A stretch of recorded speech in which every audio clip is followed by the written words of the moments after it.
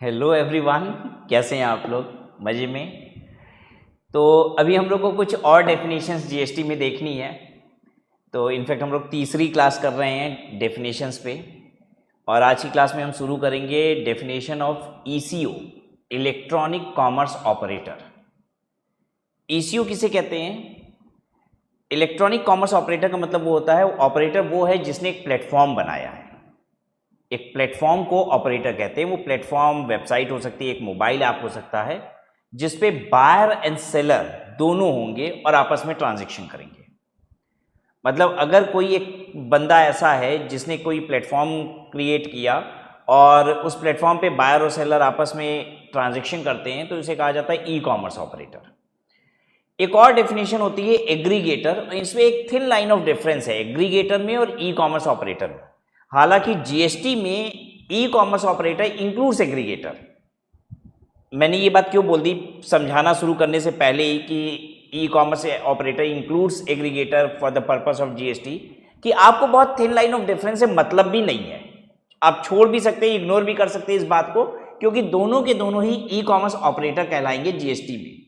ठीक है, क्या होता है ई कॉमर्स और एग्रीगेटर में डिफरेंस? इन जनरल बस आपसे बात कर रहा हूं, not for the purpose of GST, because in GST E commerce operator includes aggregator. अगर ई कॉमर्स ऑपरेटर वो होता है जो बायर और सेलर के बीच का पूरा ट्रांजैक्शन भी फैसिलिटेट कराता है। मतलब सेलर के पास से माल लेना, बायर तक पहुंचाना, पूरा ट्रांजैक्शन फैसिलिटेट कराएगा, पेमेंट लेना, पेमेंट देना, मतलब सब कुछ ईसीओ के थ्रू ही घूमेगा, तो उसे ईसीओ कहते हैं। एग्रीगेटर वो होता है जो बायर सेलर को मिला देता है, ट्रांजैक्शन में थोड़ा बहुत पार्टिसिपेट करता है, नहीं भी करता है। मतलब पूरा ट्रांजैक्शन फैसिलिटेट कराने की पूरी सिस्टम नहीं बना रखा है, थोड़ा सा पार्शियल फैसिलिटेट करता है या फिर नहीं भी फैसिलिटेट करता है ट्रांजैक्शन। जैसे OLX एक वेबसाइट है, राइट? उसमें वो OLX क्या है? एक वेबसाइट है, ठीक है। कैसी वेबसाइट है? जिसमें बायर और सेलर दोनों आते हैं, लेकिन बायर और सेलर के बीच का ट्रांजैक्शन वो लोग खुद ही कर लेते हैं। बीच में OLX को कोई मतलब नहीं है। आप अपना सामान लगाइए, कस्टमर आप ही से डायरेक्टली कांटेक्ट करेगा, आप ही उससे बात कीजिए, बेच बाच दीजिए जिस भी रेट में। उसमें ईसीओ का बीच में जो प्लेटफॉर्म वाला है उससे कोई मतलब भी नहीं है। तो ये एग्रीगेटर हो गया एक तरीके का। फ्लिपकार्ट क्या करता है?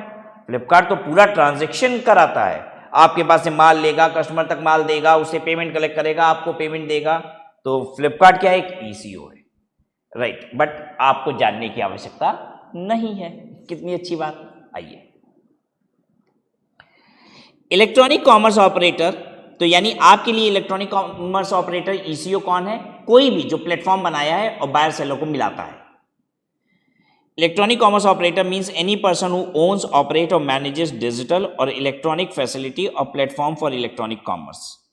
वो बंदा जो ओन करता है, ऑपरेट करता है, मैनेज करता है एक प्लेटफॉर्म को, एक फैसिलिटी को, जिससे इलेक्ट्रॉनिक ऑनलाइन कॉमर्स हो सके, right? It includes every person who directly और इनडायरेक्टली ओन्स, ऑपरेट्स और मैनेजेस अ डिजिटल और इलेक्ट्रॉनिक फैसिलिटी और platform for supply of goods और सर्विसेज और बोथ। अच्छा, एक बात बताइए, मैं भी तो अपनी वेबसाइट पे ऑनलाइन कोर्सेज सेल कर रहा हूं, तो क्या मैं भी एक ईसीओ हूं? Answer is no. मैं ईसीओ तब होता जब मैं बायर को और सेलर को दोनों को अपने प्लेटफॉर्म पे लाता और वो लोग आपस में ट्रांजैक्शन कर रहे होते। नहीं, मैंने एक वेबसाइट बनाई है जिसपे प्रोडक्ट भी किसका है? मेरा है, तो I am not an eco. मैं ईसीओ नहीं हूं, फिर मैं सप्लायर हूं। ध्यान दीजिएगा,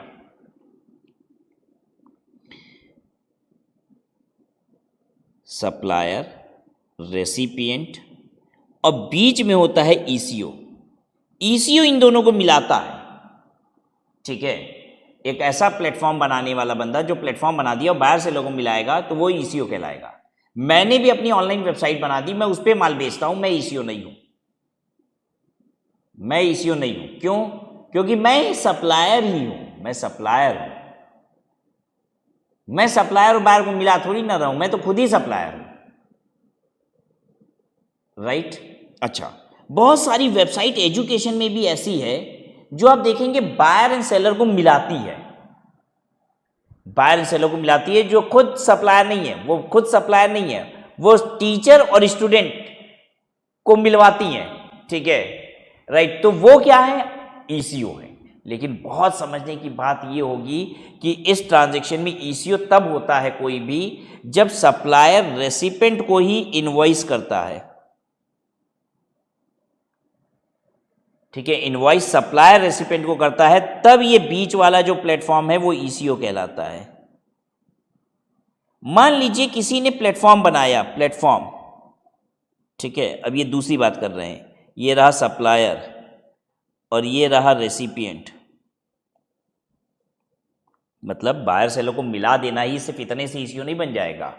ठीक है, ये जो प्लेटफॉर्म है ये ईसीओ है क्योंकि सप्लायर रेसिपिएंट को इनवॉइस कर रहा है। ये प्लेटफॉर्म है, सप्लायर और रेसिपिएंट को मिलाता है, लेकिन सप्लायर इसको बिल करता है और ये इसको बिल करता है। तो यहां पे कहलाता है कि यहां पे दो ट्रांजैक्शन हो रहा है, ये एक सिंगल ट्रांजैक्शन नहीं है। ठीक है, इस यहां पे दो ट्रांजैक्शन कहा जाता है। इस ट्रांजैक्शन में ये सप्लायर है और ये रेसिपिएंट है, और दूसरा ट्रांजैक्शन ये वाला है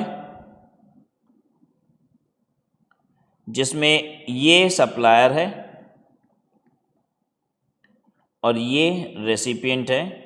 इसमें कोई भी ईसीओ है ही नहीं, ईसीओ नहीं है।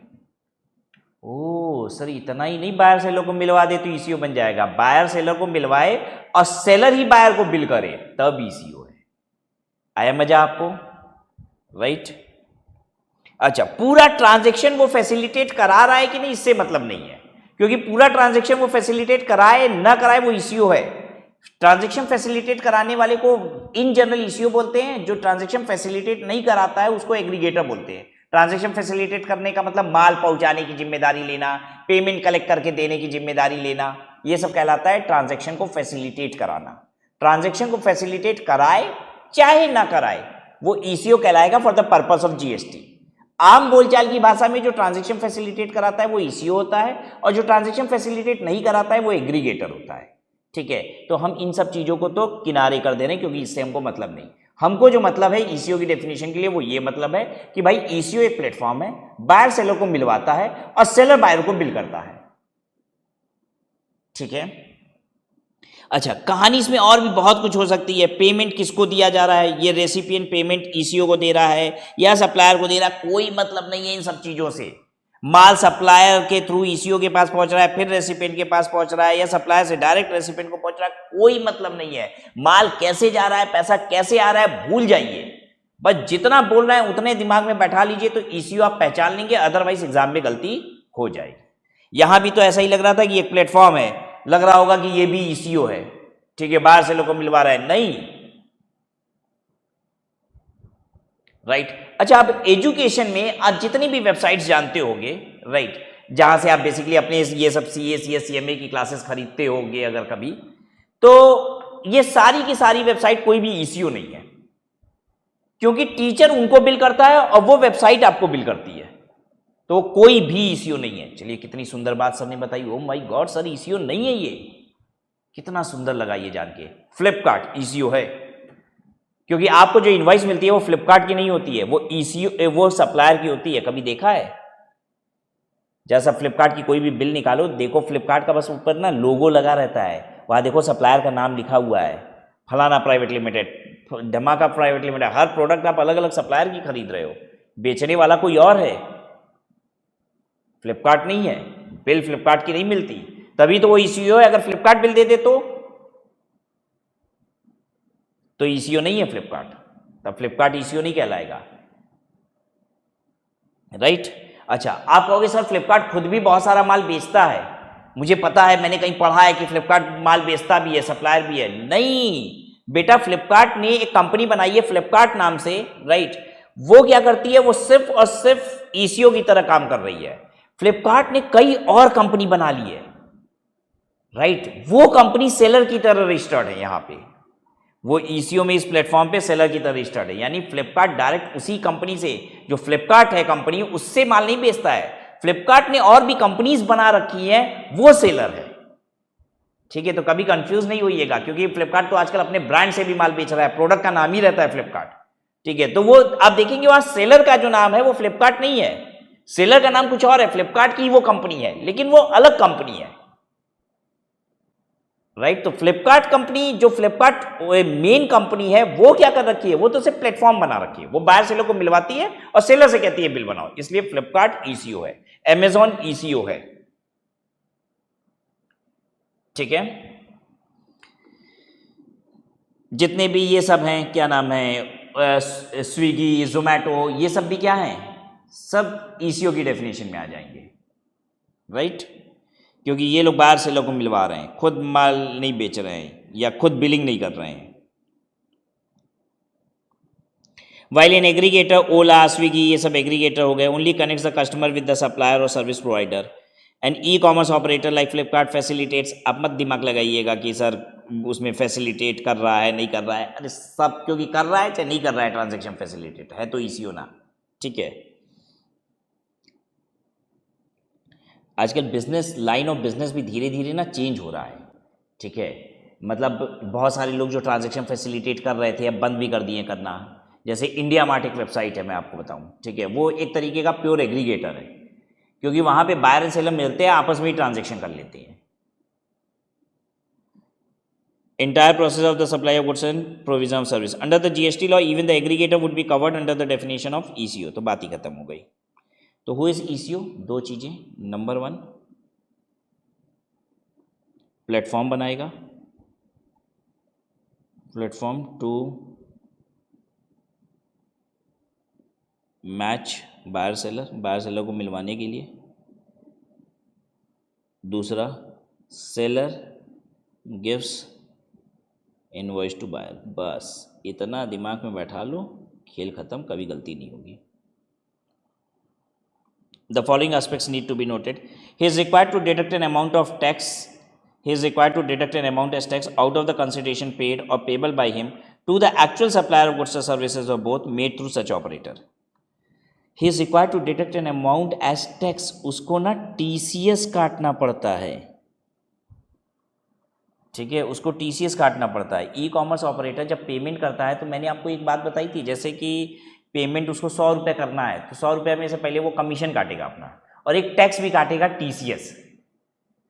जिससे क्या होगा, ई कॉमर्स ऑपरेटर जब TCS काटेगा ना, तो TCS की रिटर्न जमा करेगा, ठीक है। ये TCS इनकम टैक्स वाला नहीं है, ये GST वाला TCS है, ठीक है।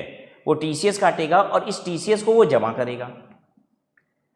जब वो इस TCS को जमा करेगा तो ट्रांजैक्शन रिकॉर्ड पे आ जाएगी, उस पता चल जाएगा कि अच्छा इस वाले सेलर ने फ्लिपकार्ट के थ्रू इतना माल बेचा है जिसपे इतना TCS कटा है। तो बहुत सारे लोग ना अमेजॉन, फ्लिपकार्ट से अनाप शनाप माल बेच रहे थे खूब, और अपनी सेल तक ठीक से रिकॉर्ड नहीं करते थे। तो इसीलिए गवर्नमेंट ने ये TCS का प्रोविज़न लाया कि भाई हम क्या करेंगे, एक छोटा सा परसेंटेज ही टैक्स कटवाएंगे ई कॉमर्स ऑपरेटर से, और फिर क्या करेंगे, उससे जमा करवाएंगे और रिटर्न जमा करवाएंगे कि भाई बताओ जितने सेलर तुम्हारे थ्रू माल बेचे, कितने का माल बेचे, उसका कितना TCS काटे हो। तो GST के पोर्टल पे सामने वाला जो सेलर है उसके पे भी सारा रिकॉर्ड दिखाई देगा कि भाई फ्लिपकार्ट कह रहा है तूने तो 5 करोड़ रुपए का माल बेचा है, ठीक है। तो अब वो अपनी सेल कम रिटर्न नहीं फाइल कर पाएगा, वो दिख रहा है क्योंकि सब चीज क्लियर है। The law requires the operator to collect tax at source in respect of. अच्छा, आपके मन में आ रहा होगा कि सर रेट तो बता ही नहीं रहे कितना होता है। बेटा इसका जो रेट है ये सब जब TCS वाला चैप्टर में आएंगे तब पढ़ाएंगे, अभी हमको बताना नहीं था, ठीक है। फिलहाल करंट में अभी 1% चल रहा है, आने वाले समय में 0.1% भी हो जाएगा। किस एग्जाम के लिए क्या एप्लीकेबल होगा, जब TCS चैप्टर पे हम आएंगे तो हम बता देंगे, इसीलिए ज़्यादा दिमाग नहीं लगा रहे थे रेट पे। 1% और 0.1% भी है। The law requires the operator to collect tax at source in respect of supplies where the consideration is collected by the electronic commerce operator. भाई TCS के लिए कह रहा है कि जिम्मेदारी है। However, these provision would not apply to a transaction where monies are received by the supplier on delivery COD basis and the delivery is made directly by the supplier. तो एक बात समझिए, जैसे जहाँ पे जो ECO है वो पैसा खुद ले रहा है और काट के पैसा दे सकता है, वो अपना कमीशन काट लेगा, अपना TCS काट लेगा और काट के दे देगा। लेकिन कभी कभी ऐसा होता है कि जो ECO है वो ट्रांजैक्शन फैसिलिटेट नहीं कर रहा है, क्योंकि मैंने बताया कि ECO ट्रांजैक्शन फैसिलिटेट कर भी सकता है, नहीं भी कर सकता है। तो अगर वो ट्रांजैक्शन फैसिलिटेट नहीं कर रहा है तो ऐसे में हो सकता है सप्लायर डायरेक्टली किसको प्रोडक्ट दे रहा है, बायर को, और बायर डायरेक्टली पेमेंट किसको दे रहा है, सप्लायर को। तो इस केस में सिंस ECO के पास पैसा पहुंचा ही नहीं, तो भैया TCS काटेगा कहां से, तो काटने की आवश्यकता भी नहीं है कह रहा है, ठीक है। टीसीएस कब कटेगा? एक ही केस में कटेगा। ये रहा ईसीयू, ये है सप्लायर, ये है रेसिपिएंट। अगर रेसिपिएंट ईसीयू को पेमेंट दे दे और ईसीयू पे सप्लायर को पेमेंट देगा तो इस पेमेंट में से टीसीएस डिडक्टेबल है, टीसीएस डिडक्ट होता है, डिडक्टेड। लेकिन अगर ये रहा ईसीयू, ये है सप्लायर और ये है रेसिपिएंट और यही डायरेक्टली इसको पेमेंट दे दे, ईसीयू को दिया ही नहीं, तो टीसीएस नॉट एप्लीकेबल है। इस केस में टीसीएस एप्लीकेबल नहीं होगा। अब हो भी नहीं पाएगा ना बेटा, होगा कैसे? अरे काटेगा कहाँ से? ईसीयू कहाँ से काटेगा? पैसा मिला कहाँ है उसको कि काटेगा, काट के देगा? ठीक है। Now coming to the next definition, supplier.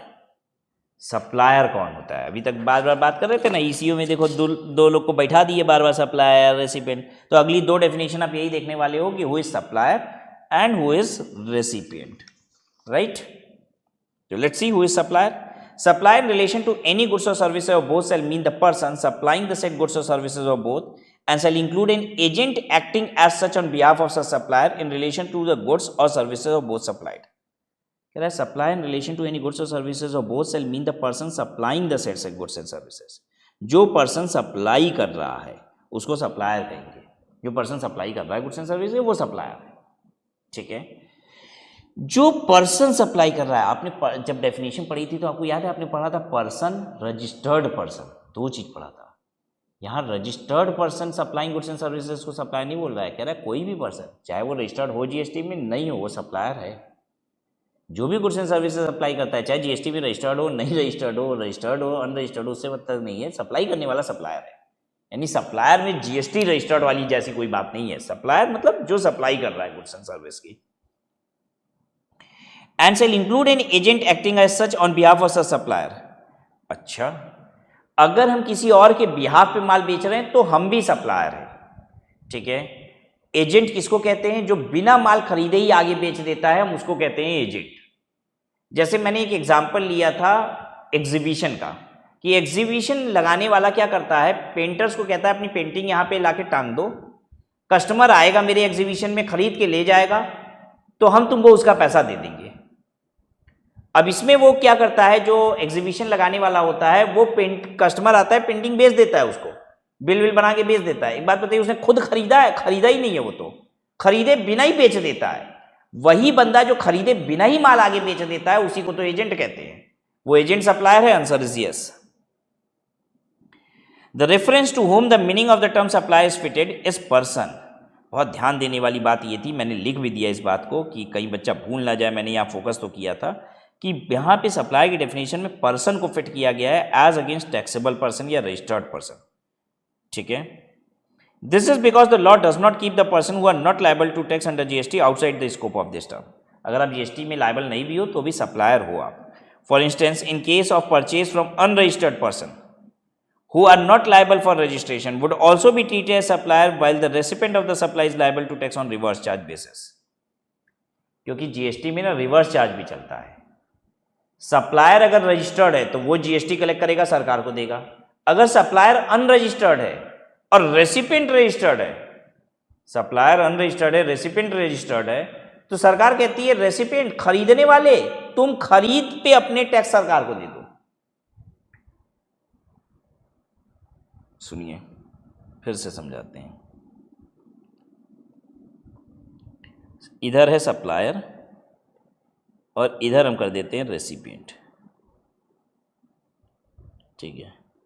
Supplier registered और रेसिपिएंट अनरजिस्टर्ड,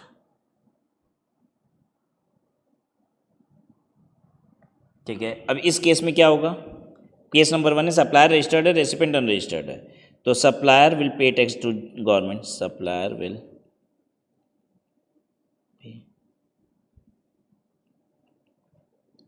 कलेक्ट कहाँ से करेगा? कलेक्ट तो अपने खरीदार से ही करेगा ना। इनडायरेक्ट टैक्स है ये, कोई डायरेक्ट टैक्स थोड़ी ना अपनी जेब से दे देगा, कलेक्ट करेगा अपनी सेल पे। अच्छा, सप्लायर रजिस्टर्ड है और ये भी रजिस्टर्ड है, कोई बात नहीं, सप्लायर कलेक्ट करेगा जीएसटी और पे करेगा गवर्नमेंट को, supplier will pay tax to government. अच्छा, अब तीसरी बात आती है दोनों अनरजिस्टर्ड, तब नो टैक्स, इस पर टैक्स ही नहीं लगेगा। अब एक चौथा केस, ये वाला अनरजिस्टर्ड और ये रजिस्टर्ड, अब क्या होगा? कह रहा है रिवर्स चार्ज एप्लीकेबल होगा, reverse charge applicable, tax payable by recipient, recipient सरकार को टैक्स देगा। मजा आया पढ़ के ये सब?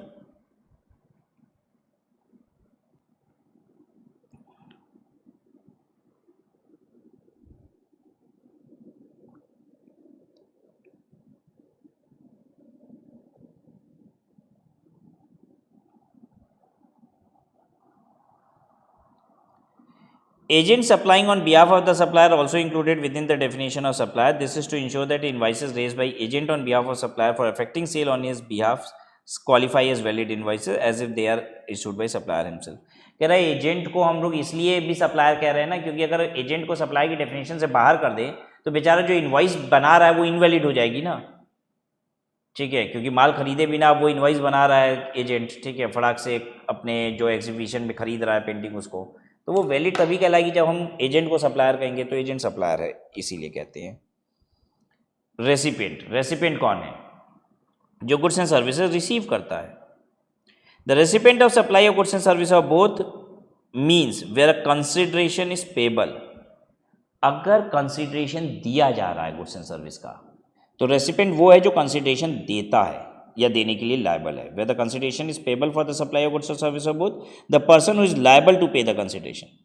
बहुत सिंपल सी बात है, अगर मैंने कोई गुड्स एंड सर्विस दिया है तो जो कंसिडरेशन पे करने के लिए लायबल है वो रेसिपिएंट है। मेरी गुड्स एंड सर्विसेज का रेसिपिएंट वो है जो लायबल टू पे कंसिडरेशन, ठीक है। दूसरा, where no consideration is payable for supply of goods, मैंने गुड्स की सप्लाई की, चाहे गुड्स हो या सर्विस हो, या दोनों की बात हो रही थी, ठीक है।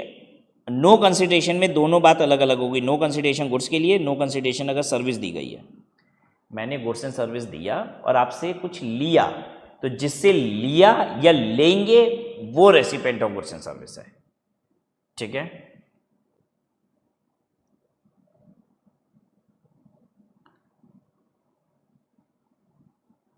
Where no consideration is payable for the goods, अगर कंसिडरेशन पेबल ही नहीं है, मैंने गुड्स दिया, कंसिडरेशन पेबल ही नहीं है, तो the person to whom the goods are delivered और मेड अवेलेबल और to whom the possession use of goods is given is made available. जिसको माल दिया गया, जिसके हाथ में माल पकड़ाया गया, जिसके हाथ में पोजेशन है, वो रेसिपिएंट ऑफ गुड्स है। एग्जाम्पल समझाता हूं। मैं एक शॉपकीपर के पास जाता हूं, ठीक है, और एक जीन्स खरीदता हूं, मैं उसको पेमेंट करता हूं और कहता हूं कि ये मेरे दोस्त को डिलीवर करा दो। Who is recipient of goods? Me. जो पैसा देता है वो रेसिपिएंट कहलाता है। उस दुकानदार के लिए वो मेरा दोस्त रेसिपिएंट नहीं है। फिर से सुनिएगा, मैं एक जीन्स की दुकान पे गया, मैंने जीन्स ली, पैसा मैंने दिया और बोला मेरे दोस्त को ये पहुंचवा देना। उस दुकानदार को बोला। गुड्स किसने रिसीव किया है? मेरे दोस्त ने। रेसिपिएंट ऑफ गुड्स कौन है? मैं हूं। जो पैसा देता है ना वो होता है रेसिपिएंट। आई बात समझ में? गुड्स और सर्विस दोनों के रिस्पेक्ट में रेसिपिएंट वो है जो पैसा देता है, राइट। फिर दूसरी बात कर लेते हैं। मैं एक ट्रेवल एजेंसी के पास गया और मैंने उसको 2 लाख रुपए दिए और बोला मेरे दोस्त का हनीमून ट्रिप ऑर्गेनाइज करके उसको दे दो। बताइए ये ट्रेवल सर्विस किसको मिली? मेरे दोस्त को मिली। लेकिन रेसिपिएंट कौन कहलाएगा यहां पे? मैं कहलाऊंगा, मैंने पैसे दिए। अच्छा, अब अगर पैसा नहीं दिया जाता है और गुड्स मिल जाता है तो जिसको मिला है वो है। ठीक है, जिसको मिला है वो है। अब जैसे मैंने इस केस में ये कर लीजिए, मैं एक जीन्स की दुकान पे गया, मैंने कहा मेरे दोस्त को जीन्स भिजवा दो, दुकानदार ने पैसा ही नहीं लिया। अब ध्यान दीजिएगा, पैसा नहीं लिया का मतलब ये नहीं कि मैंने कुछ किया था, ये सब नहीं है, क्योंकि अगर कुछ किया था, मैंने कोई एक्ट किया था, तब तो जो एक्ट किया था वो कंसिडरेशन है। ठीक है, ऐसा कुछ भी नहीं है, उसने पैसा नहीं लिया, मेरे दोस्त को जीन्स दे दी, तो पता है जो मेरा दोस्त है वो रेसिपेंट है। अगर पैसा नहीं दिया गया है गुड्स का, तो जिसको मिला है गुड्स वो रेसिपेंट है। सर्विस के केस में भी where no consideration is payable for supply of service, the person to whom the service is rendered, जिसको सर्विस मिली है। अच्छा, तो बहुत सिंपल सी बात हो गई, गुड्स एंड सर्विस का अगर पैसा दिया जाता है तो जो पैसा देता है वो रेसिपेंट होता है, और अगर पैसा नहीं दिया जाता है तो गुड्स जिसको मिला है, जिसके हाथ में गुड्स है, या सर्विसेज जिसको प्रोवाइड की गई है, वो रेसिपेंट कहलाता है। बहुत सिंपल है। And any reference to the person to whom the supply is made shall be construed as reference to the recipient of supply, and shall include an agent acting as such on behalf of the recipient in relation to goods or services or both supplied। क्या कह रहा है, कभी कभी जिस तरीके से supplier मेरा एजेंट होता है, वैसे कभी कभी रेसिपेंट भी मेरा एजेंट होता है। बहुत सारी जगह पे ये काम होता है, मैं आपको बताऊं कैसे होता है। जैसे मैं मैगी केचप हूँ, मतलब मैं मैगी केचप बनाने वाली कंपनी हूँ, ठीक है। तो कहेंगे सर केचप है, तो मैं टमाटर खरीदता हूँ खूब। तो टमाटर कैसे खरीदता हूँ, मेरे ना एजेंट है कई सारे मार्केट में, और एक एक एजेंट एक एक गांव से पूरा टमाटर खरीद लेता है। अब मैगी केचप समझ रहे हो ना, कितना केचप बनता है, कितना टमाटर लगता होगा मेरे यहाँ। तो मेरे एक एक एजेंट है, वो 5-5, 10-10 गांव पकड़ रखा है। मेरा एक एजेंट जाता है, पूरे 10 गांव का टमाटर खरीद के लिए आता है, ठीक है। तो इस तरीके से कभी कभी एजेंट लेता है, रिसीव करता है, तो वो एजेंट भी रेसिपेंट है, ठीक है। वो मेरे बिहाफ पे रिसीव कर रहा है, इट्स ट्रू, बट वो रेसिपेंट है। अंडरस्टूड। तो एजेंट जैसे मेरे बिहाफ पे जब सेल कर रहा था कोई, तो वो सप्लायर था, वैसे ही अगर मेरे बिहाफ पे कोई रिसीव कर रहा है तो वो रेसिपेंट है। अंडरस्टूड। तो ये थी डेफिनेशन सप्लायर की, रेसिपेंट की और ईसीओ की, जो आज की क्लास में आपने किया। And with this we have completed the first chapter. सिर्फ एमसीक्यू बचा है जो हम अगली क्लास में आपके साथ देखेंगे। Will stop here.